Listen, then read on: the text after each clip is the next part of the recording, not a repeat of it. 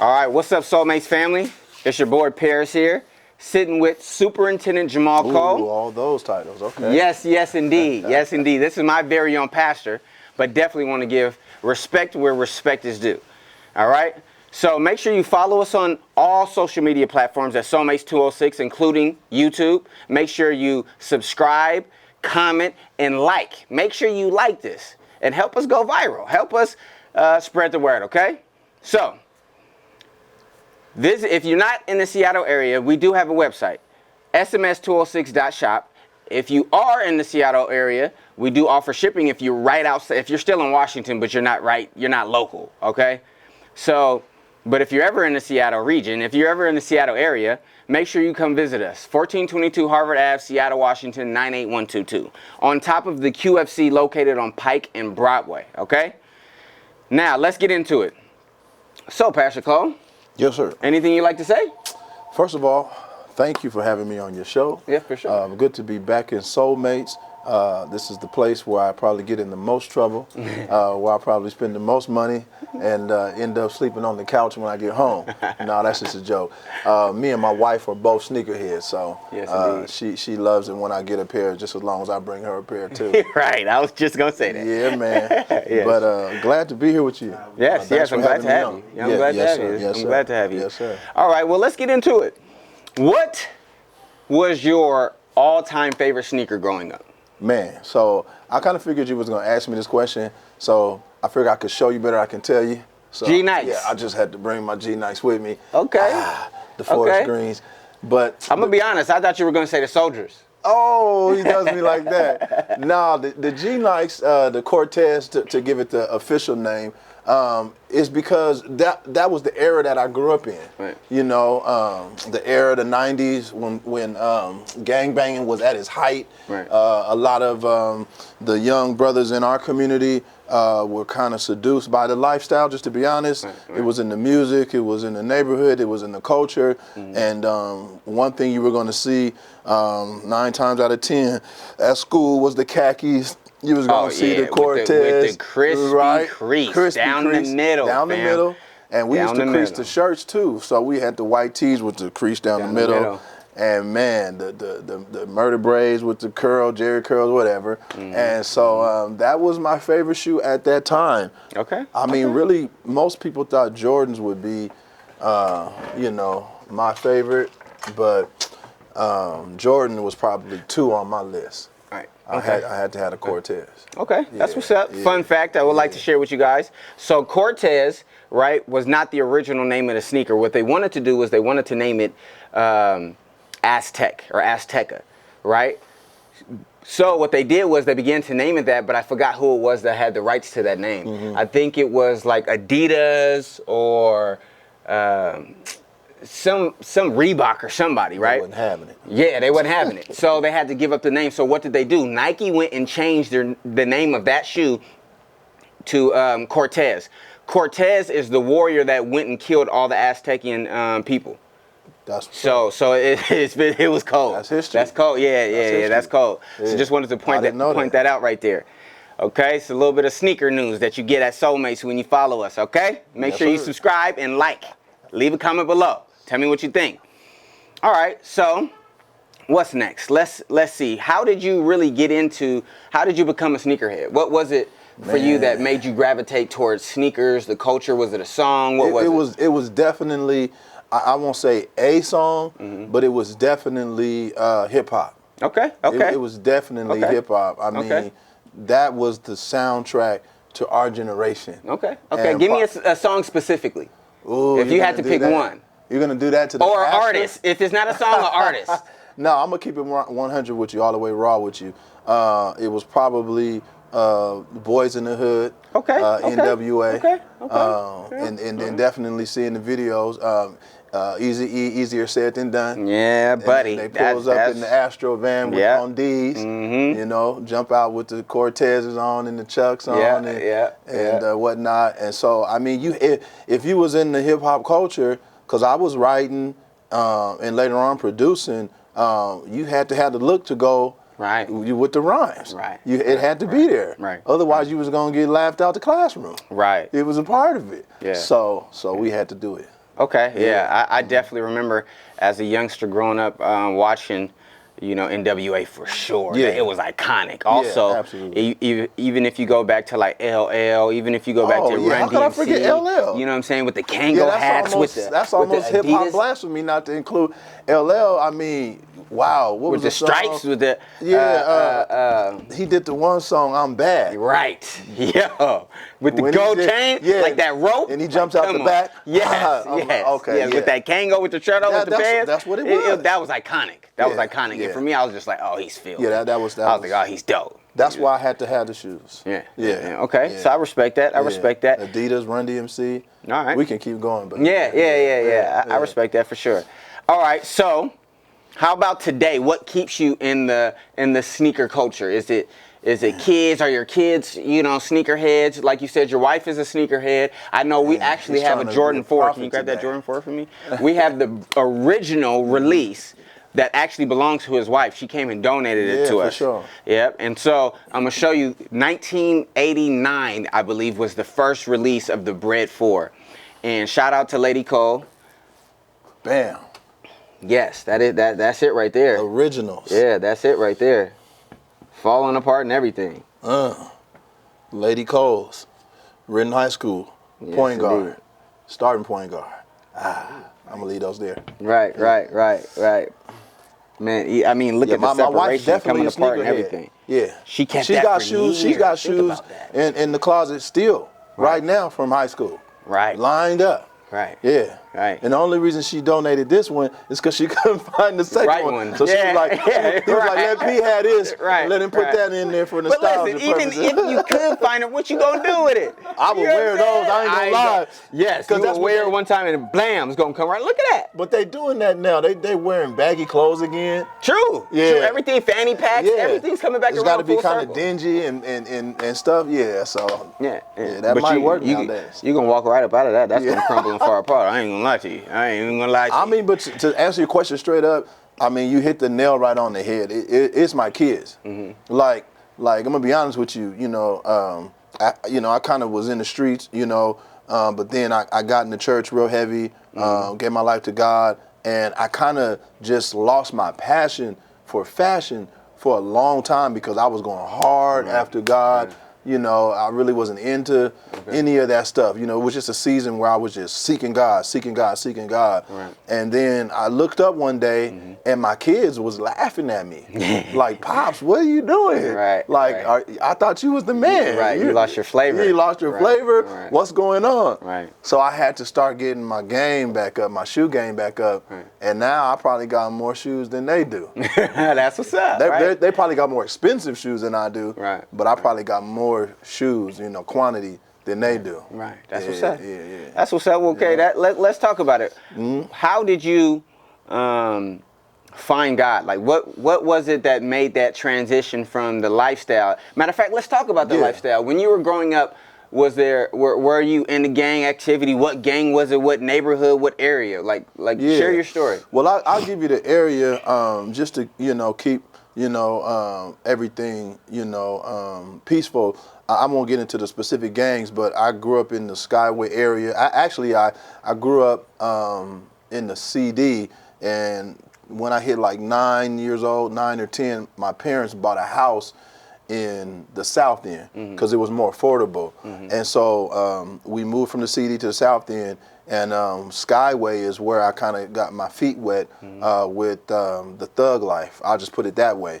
And I started running with the neighborhood gang, and really that started sending me down a path that had me spiraling out of control. Right.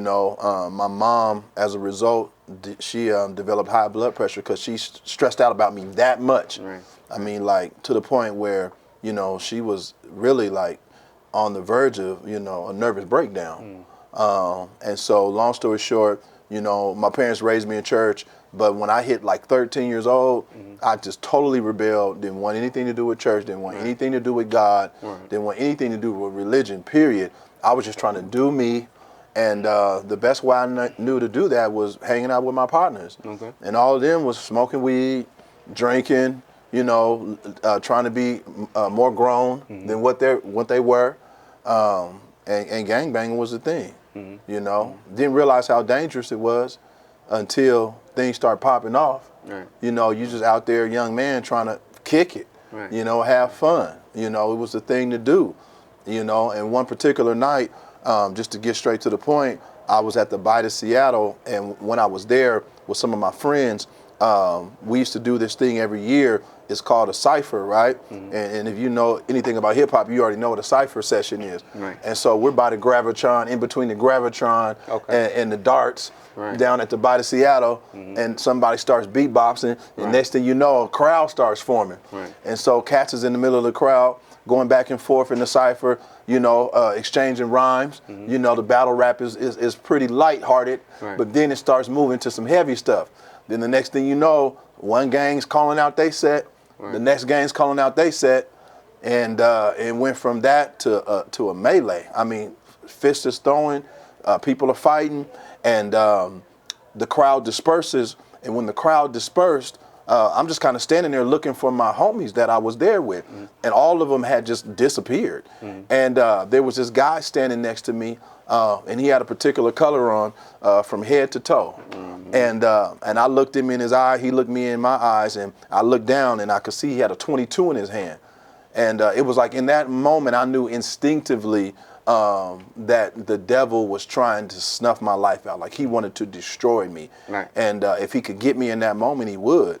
And so right at that moment, there were some ladies that were waving at me. I happen to know these girls, and they were waving at me, pointing, and I'm like, you know, gesturing, you know, trying to figure out what they're talking about. And they started pointing down, and I looked down, and that's when I saw the gun.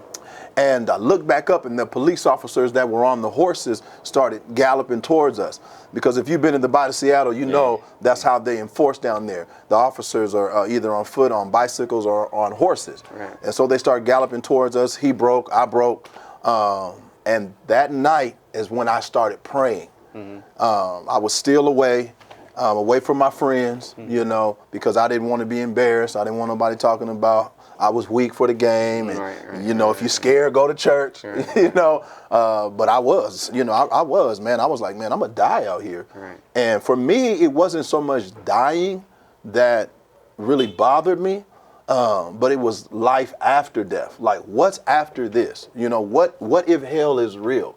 You know, what if there is a place of torment after this? What if I'm not at peace with God? What if God's not pleased with my life? You know, who is God? You know, I got to meet this entity, and I had enough sense to know that there is an eternity, because where does space begin? Where does space end?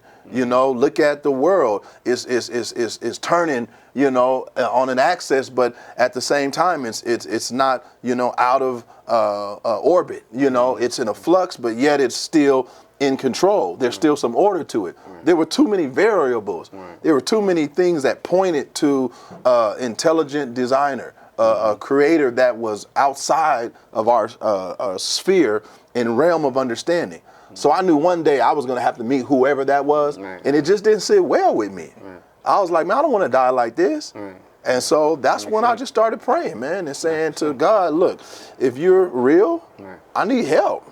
You know, because I'm about to die out here in these streets, and I don't want to die and go to hell. All right, okay. All right, that's real, man. I'm glad. I thank you for sharing that. Yeah. All right, so we know the night. Now, what was that transition like when you gave your life to God? Was it a specific time you were remembering? Was it a series of events that led up to one main event? And how did that go? Yeah, so it's just a continuation of the story. So after that particular night where I felt like my life was threatened, I started praying. Actually, that night I went with those young ladies out to Linwood and stayed there that night. And we were playing dominoes and getting high. You know, that just comes with the territory. You know, let's just call it what it is. And we getting blunted, and the table starts growing from one end of the room to the other end of the room. And I'm like, what in the world is going on? Right. Because somebody laced him. Somebody laced me. That was the first thought. Right. But the people who I was with, you know, Right. that's just not how they rolled. Right. You know, we was smoking blunts or we was drinking drink. Right. But we wasn't messing with no sherm. We wasn't laced up with nothing. That's just something that I just wasn't gonna venture into. Right. And so I knew something else was going on. Right. And so I got up from the table and I prayed the prayer that all of us have prayed at one point in our life when you got too high or got too drunk. Lord, please. Lord, please, right. Right. Let me come down. I'll never do it again. I'm never going to do this again. Who's that, DJ Quick? Yes. To God up above, to whom thanks I give. Right. I'll never drink again if you just let me live, right? Right. And so that was my prayer. Right. So he let me come down, right? Right. The next day, Get high again. I got high again. Get high again. I'm stumbling in the street. Almost, got hit by a car. I mean, nearly almost got hit by a car. And I'm like, whoa, this is crazy. And so, but I keep praying. I'm like, okay, God, I need your help. I need your help. Till finally one night, I was supposed to go to a Brother Lynch concert with my friend. And I got to the house right after they left. And after they had left, I was like, man, what am I going to do? I done missed my ride to the concert. You know, I'm out all the way out here in Tacoma. So I called this young lady who happened to be a good friend of mine. And I said, hey, I ain't got nothing to do. Come pick me up. And so they came and picked me up. And to my surprise, they were going to church that night. Right. And I was hot when I got to that church, bro. I'm like, man, this is not the place that I'm trying to be. Out of all the places in the world, I'm not trying to be at church. I'm supposed to be at a Brother Lynch concert. Right. And as I'm sitting in the back of that church, God started speaking to me and said, I'm answering your prayer. This is why you're here. And you need to make a decision tonight. Because if you keep living the way you're living, you're going to die. And you're going to bust hell wide open. And I got up from the back of the church where I was sitting in the back of the church, braids in my hair, creased up khakis on, Cortez G-Nikes on. I mean, the whole fit was What color was it? I can't tell you. We're going to get it out of him. We're going to get it out of him. And walked down to that altar, man, and I threw my hands up, with tears streaming down my face. And I said, Lord, if you save me, I'll serve you the rest of my life. I just want out. And, man, I felt a presence come upon me that I've never felt in my life. I mean, let me be honest. When I was a kid growing up in church, I kind of had a preview of what I had felt that night because there were services where I was like, wow, something's going on that I can't quite grasp, But that particular night, I had an experience for myself. And the love of God, man, just enveloped me. And I began to cry like a baby. And I knew God was answering my prayers. I knew he was saving me.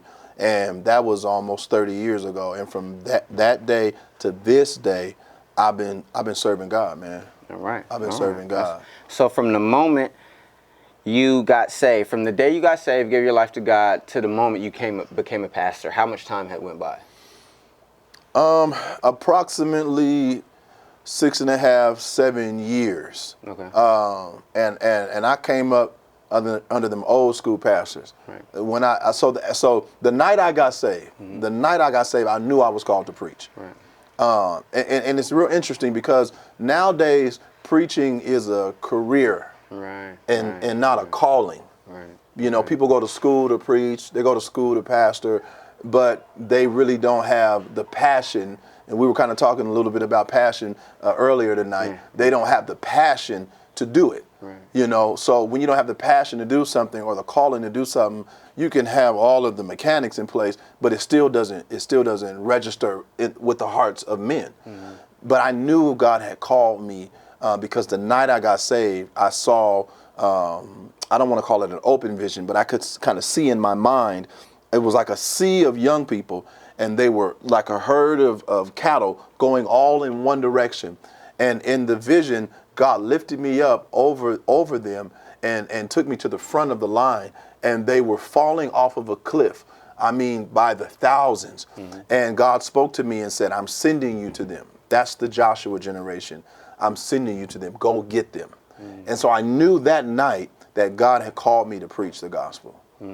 I didn't start pastoring for another 6 or 7 years, but that's because I had a pastor that was more concerned about my spiritual growth than my ability to preach or my gift.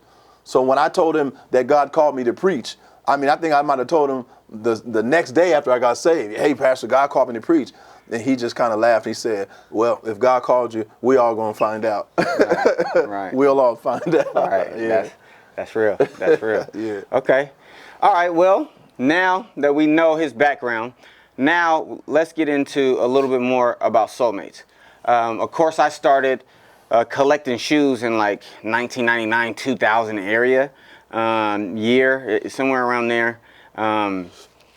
The first shoe, because we couldn't really afford sneakers when I was growing up, you know? Like, I had ponies. I literally had ponies. I had XJ 900s. Bro, like the XJs, what y'all know about them XJs? See, me, Pro Wings for sure.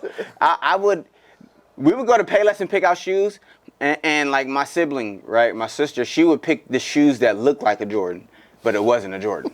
Me, I want to go for the shoe that doesn't look nothing like it, so you guys don't say nothing to me at all. Right. You know what I'm saying? So, you know, I had some ponies, I had some, you know what I'm saying, some Pro Wings, I had a few joints, but I remember my sister, I have two sisters, right? My oldest sister is named Winter, the middle sister is Summer, and then it was me, right? So I'm the youngest. My older sister, closest to me, Summer, bought me a pair of G-Nikes, a pair of Cortezes. And so that was like, bam, that was it. We went to Chubby and Tubby and picked out all black with the white swoosh. Like, come on, man, with the velvet like that. Yeah, you was in the wrong hood going to Chubby and Tubby. Man, listen, I ain't gonna lie to you. I grew up on 20th and Union, so you already know. You know, CD baby, from Union Street. You know, that's where I grew up, and that's where I'm from still to this day.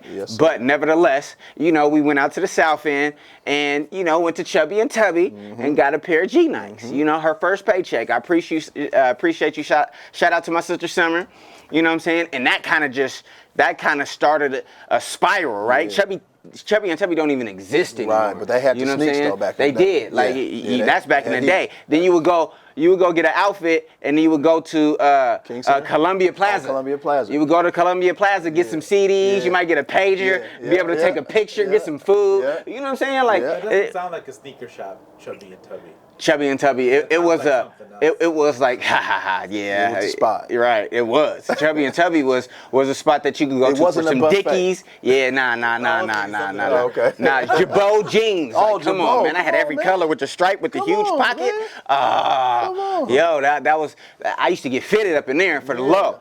But nevertheless, that started off my career. So then I started doing whatever I could. I started lemonade stand. I started cutting grass. My wife, who was just a crush at the time when I was like in the 6th grade, you know, I would have her. She had a big family.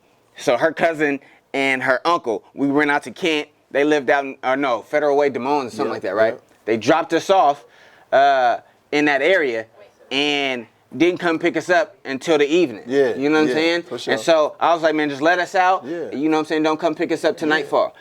Went around pushing the lawnmower throughout the hood, you know what I'm saying? And so walking by every tall grass, you know, we came back with like $600, $700 bucks. You know what I'm saying? So that started my career, and I would save up my money even as a younger child. My mom told me when I was like 5, 6, 7, 8 years old, I would take my $5 allowance and save it up throughout the summer. And when she would take me school shopping I would take my money and buy an extra pair of shoes or buy an extra outfit or a hat or you know what I'm saying? So that was really how I got started with a fashion as a young kid. So then, you know, I bought my first pair of J's for myself was the Taxi 12s. You know what I'm saying? That was the first little, you know, piece of money that I spent on myself to buy myself a whole shoe, individual. I remember when sneakers used to drop on Wednesdays. It was like $75. You know what I'm saying? We used to skip school and go get prices will come back. Right. So we used to skip school and go pick up a J or something, you know? And so, that's how I really got started. Then I didn't start taking it serious till like 2015, you know what I'm saying, selling sneakers till like 2015. Fast forward, we opened a store in 2018. We still here in 2021. By the grace of God, you know, was able to come through all the You know, all the looting, all the protesting, all the rioting. It's a lot of stuff, right? Yeah. But I'm always optimistic. I have faith, right? So I kept it moving, and here we are today. Now, like I said, this is my pastor. I end up actually giving my life to God, you know, under his supervision. I was actually a visitor at his church, going to another church, and man, I had experienced something there. God was like. Apostle Helen Sandler, I never forget her. October 25th, 2016, if I'm not mistaken. Yeah, we in church. Yeah, or was it 2016? Yeah, I think it was 2016. And so, nevertheless, she called me Jonah. Right, I was going through. Right, I was going through the wildest time of my life, like this from the day I turned. I knew you was Jonah too. Right. From the day I turned 33. You know what I'm saying? Went to Japan with my wife. Right. I ain't gonna give you all the story, but long story short, when I came back, it was just a year worth of, that's the year that Christ died, for those that don't know. 33-year-old. And so at the end, it came down to the point, I'm like a week before my birthday, October 25th, my birthday, November 4th. So I was like a week before my birthday, right? And I was going through stuff all year, and it all led up to one point.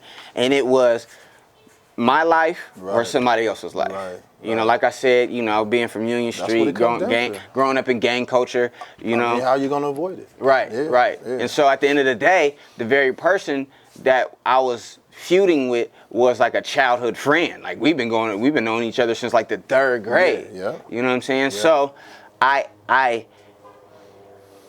for the very last event, I pulled up to a gas station. Right, and he's there. Long story short, it was, I heard loud and clear in my head. This was not audible, but in my own head. Make your decision now. Yeah. And I looked at my partner and I rang with like, bro. You hollering at me, man? Right. And he looked at me like, what? Yeah. You know what I'm saying? Yeah. So nevertheless, I'm like, whatever.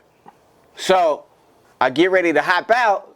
Then I was like, nah, you know what I'm saying? Told my partner like, yo, tell him, you know, to watch it. Leave me alone or else. You know what I'm saying? I don't want to do this, but I will if I have to. Right? Pulled off. Go home. Next day, it's his anniversary, his pastoral anniversary. I remember that. And it was a week long. I didn't go. But except on this night, I think it was a Wednesday or something. I think it might have been a Wednesday or a Thursday. Nevertheless, I went that night, man, and I was just like, man, I don't really care for being here. You know what I'm saying? I really didn't want to be here. But my pastor at the time was a visitor. That was his night, right? And so she was teaching on the fivefold ministry, right? The very last one was preachers and teachers. Right. She had all of them come up and stand in line, and she would pray over them and speak life into them, right? And my pastor at the time, Pastor Willis, had me get up in the line. And I'm like, I'm not no preacher. Shout out Pastor Willis. Yeah. Shout out Pastor Willis, man. Came and got me off the streets, off Cherry Street. You know what I'm saying? When I was a child. And grew up in the church, but I left. You know what I'm saying? I left. I wasn't feeling the presence of God where I was at. I always had faith, but I was not feeling God in that building, in that preacher, in that pastor, or whatsoever. So I left. You need to do anything? Yeah. I would say, well, finish the context of this, and then he needs to be run up. All right, I got you. So what happened? I come up, I get in line. I'm like, man, I'm not no preacher. Don't you? What's this guy talking about? I was like, man, what am I up here for? I'm in line. I walk up, and she's like, oh, you're stubborn. And I was like, man, what you talking about, man? You don't even know me like that. She was like, oh, yeah, I do. She said, and mind you, this is going on in my head, and she's answering me. She's like, oh, yeah, I do. She's like, yeah, God said you're stubborn. And I was like, man, what are you? I'm looking around, my heart started beating off fast. I'm looking like, oh my goodness, what is going on? Right? And so she said, if you go in the air, God's going to prepare an eagle. If you go in water, God's going to prepare a big fish. And if you go on land, he's going to prepare a lion. But you will preach his gospel. And then she laid her hands on me, and then I became a paraplegic. I don't remember nothing. I remember just waking up on the ground. But mind you, I felt everything. And then all these flashes and all these different things started running through my head. You know what I'm saying? Like in every single moment, not from just in that last year. That was a long year. You know what I'm saying? My mom was praying for me. She was, you know what I'm saying, like worried about me.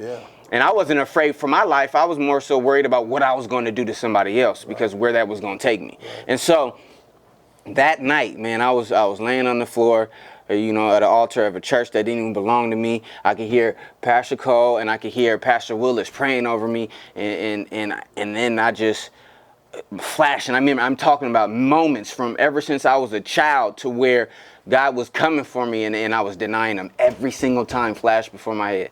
And I just said, all right, if this is what you want, I accept. All right, so as you can see, Pastor Cole had to leave. He got really busy in the shop, had to tend to the customers, so he gave us grace and understood.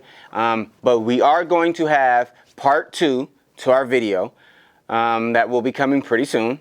So make sure you subscribe to our YouTube channel, you like, and leave a comment. Tell us what you think. Do you believe in God? Do you have faith? Do you want to see more videos like this? Or do you want us to strictly stick to sneakers, don't go into personal life or anything like that? And if you feel that you should be interviewed on our YouTube channel, leave us a comment. You know, send us an email, send us, DM us on Instagram.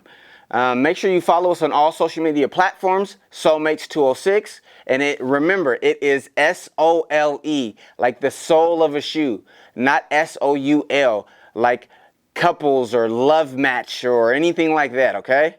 All right. So, again, we will be back with video number 2. And make sure you subscribe to our YouTube channel, follow us on all social media platforms, and let us know what you think in the comments below. Peace.